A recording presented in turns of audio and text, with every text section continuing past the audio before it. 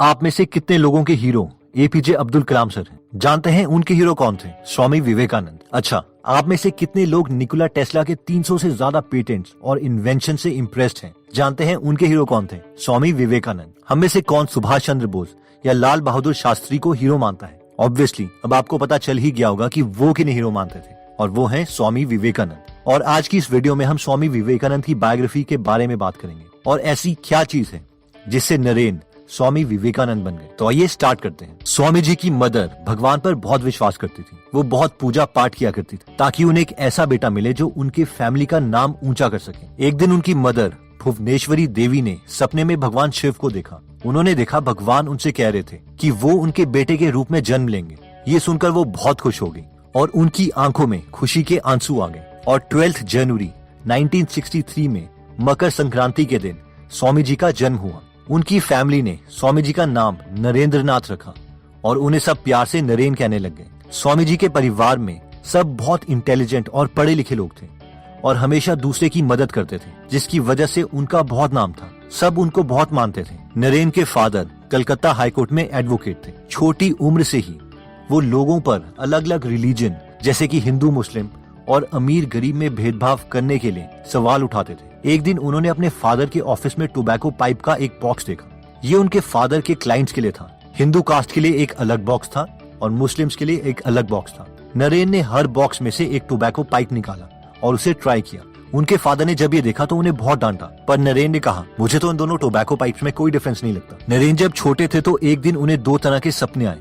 पहला, एक बहुत पढ़ा लिखा आदमी है जिसके पास बहुत पैसा है और सोसाइटी में उसका नाम बहुत ऊंचा है। उसके पास एक सुंदर घर है, उनकी वाइफ और प्यारे बच्चे हैं। दूसरा सपना था एक मॉन्क जो एक जगह से दूसरी जगह घूमता रहता है। उन्हें सिंपल लाइफ पसंद है। पैसा और दूसरी सुख सुविधा देने वाली चीजें उन्हें खुश नहीं करती। उनकी बस यही इच्छा है कि वो भगवान को जाने और उनके और पास चले जाएं।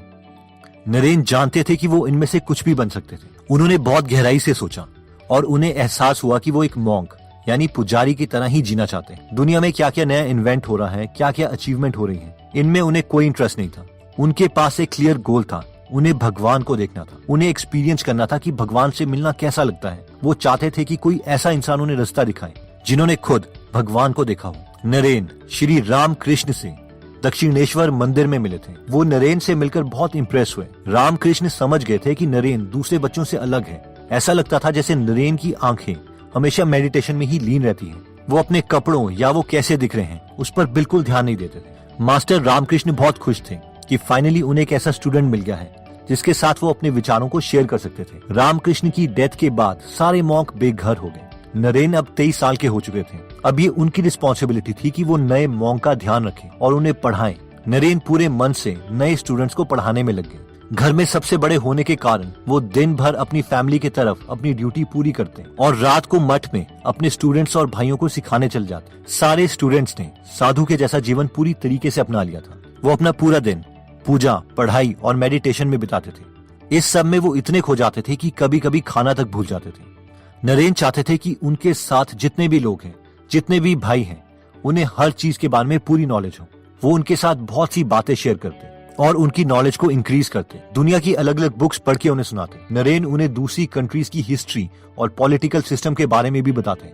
उन्होंने उन सबको प्लेटो, एरिस्टोटल, बुद्ध, हेगल, केंट और भी बहुत सारे लोगों के बारे में बताया। उन्होंने सबको कर्म, योग, भक्ति और ज्ञान के बारे में समझाया और सिखाया, जिससे उनकी नॉलेज लाइफ के हर एक एरिया में बहुत अच्छी होगी। उनके पास सिर्फ एक डंडा और एक कटोरा था, बस वो ऐसे ही चलते रहते।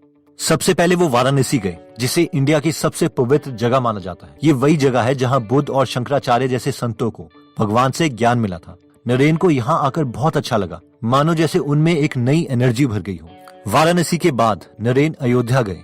इतना लंबा सफर नरेन ने नंगे पैर और बिना पैसों के तय किया। एक दिन एक अछूत यानी अनटचेबल टोबैको पाइप पी रहा था। नरेन ने उसे पाइप मांगी, मगर उसने देने से मना कर दिया क्योंकि उसे लगा कि नरेन एक हिंदू है और ये नरेन के रिलीजन के खिलाफ था। नरेन का मूड खराब हो गया और उन्होंने खुद से कहा कि कितने शर्म की बात है कि हम इतने बुरे कास्ट सिस्टम में फंसे हुए हैं। नरेन वापस उस आदमी के पास गए और उससे टोबैको पाइप मांगा।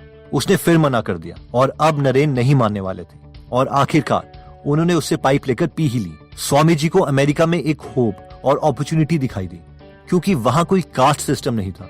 पार्लियामेंट ऑफ रिलीजन एक बहुत अच्छा मौका था इंडिया के लिए मदद मांगने का। स्वामी जी से उन्हें इंडिया का एंशिएंट नॉलेज मिल सकता था और बदले में इंडिया उनसे मॉडर्न टेक्नोलॉजी के बारे में सीख सकता था।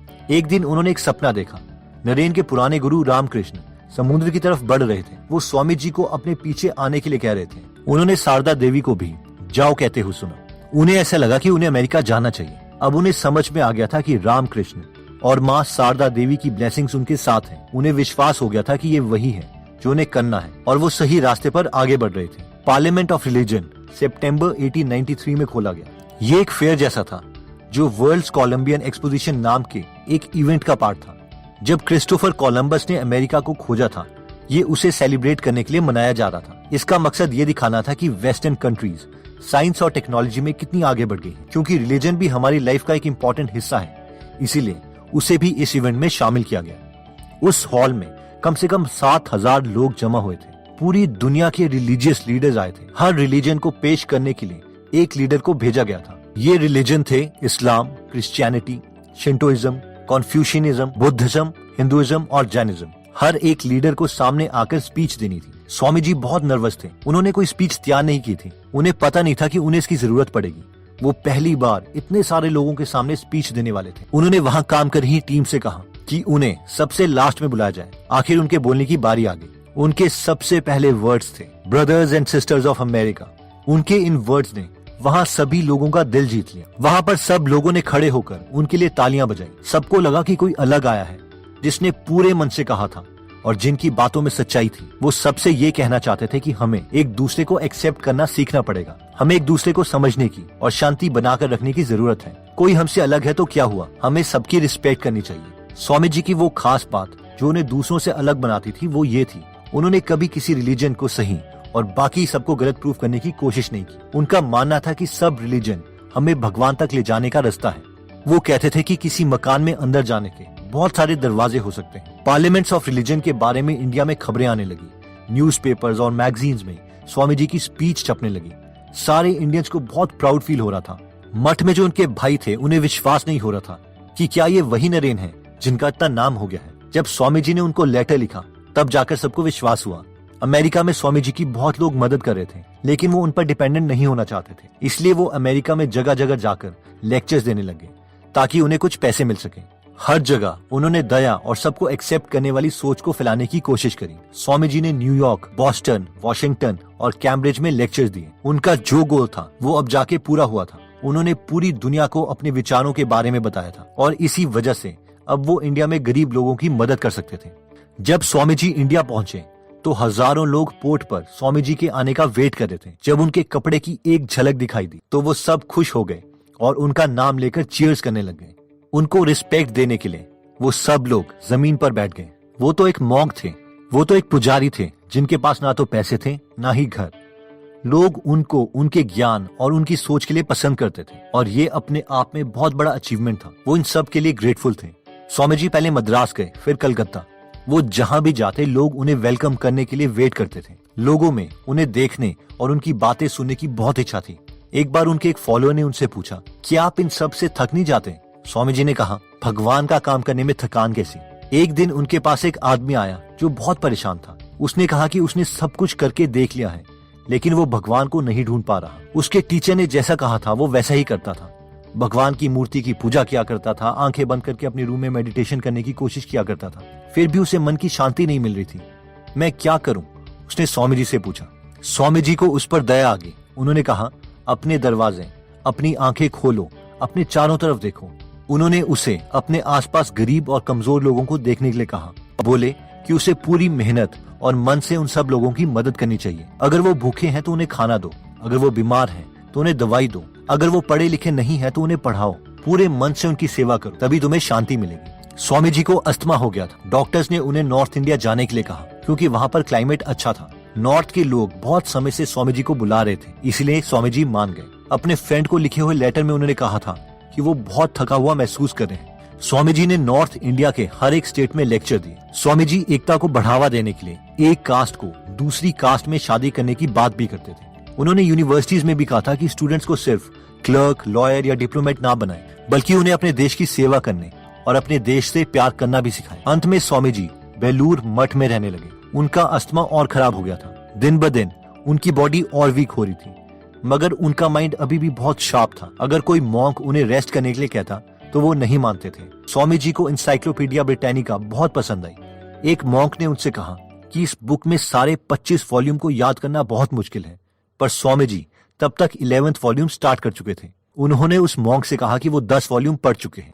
उनमें से वो कुछ भी पूछ सकता है। वो मॉन्क बहुत सरप्राइज हुआ ये देखकर कि स्वामी जी को सारे जवाब आते थे। यहाँ तक कि उन्होंने उस बुक्स की कुछ लाइंस भी बोलकर दिखाई। स्वामी जी को महसूस हो गया था कि वो 40 की एज तक नहीं पहुंच पाएंगे। उनकी एज उस समय 39 इयर्स और 5 मंथ्स हो चुकी थी। उन्होंने पंचांग भी देखा ये कैलकुलेट करने के लिए कि उनकी डेथ कब होने वाली है। स्वामी जी ने अपने सीनियर मॉन्क को बता दिया था कि अपना अंतिम संस्कार वो कहाँ पर चाहते हैं। वो उसी मठ के ग्राउंड में एक जगह थी। फ्राइडे शाम 7 बजे बेल बजी। पूजा का समय हो गया था। स्वामी जी अपने रूम में पूजा और मेडिटेशन करने चले गए। उन्होंने अपने सेवक से कहा कि वो 1 घंटे रूम में रहेंगे और उन्हें कोई डिस्टर्ब ना करें। उसके बाद स्वामी जी ने अपने सेवक को मदद करने के लिए बुलाया। रूम में सब विंडोज को खुला दिया गया ताकि फ्रेश हवा आ सके। स्वामी जी बेड पर लेट गए। उनके सेवक ने सोचा कि वो सो गए हैं। वो वैसे ही लेटे रहे। उनके चेहरे पर बहुत शांति थी। वो लंबी सांसें ले रहे थे। फिर रात 9 बजे उन्होंने अपने शरीर को छोड़ दिया। उन्होंने अपनी आवाज और अपनी सोच को गरीबों के लिए मदद मांगने में लगा दिया था। वो पूरी कंट्री में घूमे और हर जगह उन्हें यही गरीबी दिखाई दी। उन्होंने अपने स्पेशल गिफ्ट को लोगों की सेवा करने में लगा दिया। उनके इसी क्लियर गोल ने उन्हें इतना सक्सेसफुल बनाया। उनके इसी पक्के इरादे के कारण उन्हें यूरोप और अमेरिका में इतनी रिस्पेक्ट मिली। दोस्तों, इस वीडियो में हमने स्वामी विवेकानंद जी के बारे में देखा और जाना। हमने उनकी सच्चाई, उनके विश्वास और वो कितने दयालु थे ये जाना। वो सच में एक महान इंसान थे जिनकी जितनी भी तारीफ की जाए कम है। उन्होंने प्यार, शांति बना के रखना और एक दूसरे को एक्सेप्ट करने की बात पर हमेशा जोर दिया। अब ये हमारी ड्यूटी है कि हम उन्हें हमेशा याद रखें और इसे ज्यादा से ज्यादा लोगों को बताएं। तो दोस्तों, अगर आप स्वामी विवेकानंद की डिटेल में हिंदी में बायोग्राफी सुनना चाहते हैं या उनकी बुक कर्म योगा सुनना चाहते हैं तो आप हमारी गूगल ऐप डाउनलोड कर सकते हैं, जहां पर 130 से ज्यादा बुक समरीज हिंदी में फ्री में अवेलेबल है। अगर आपको फ्री समरी की क्वालिटी अच्छी लगे और अगर आप अपनी नॉलेज में इन्वेस्ट करना चाहते हैं तो आप प्रीमियम मेंबरशिप भी ले सकते हैं। दिवाली से पहले फर्स्ट 100 यूजर्स के लिए 100 रुपीज बचाने का मौका है, जिसके लिए आप सेव 100 कूपन कोड यूज कर सकते हैं। एनीवेज दोस्तों, अगर आप ऐसी नॉलेजेबल वीडियोस मिस नहीं करना चाहते तो सब्सक्राइब करने के बाद बेल का बटन जरूर दबा दीजिए। आप कमेंट करके ये भी बता सकते हैं कि आप नेक्स्ट वीडियो किस टॉपिक पर चाहते हैं। जल्दी हम आपसे दोबारा मिलेंगे। जय हिंद।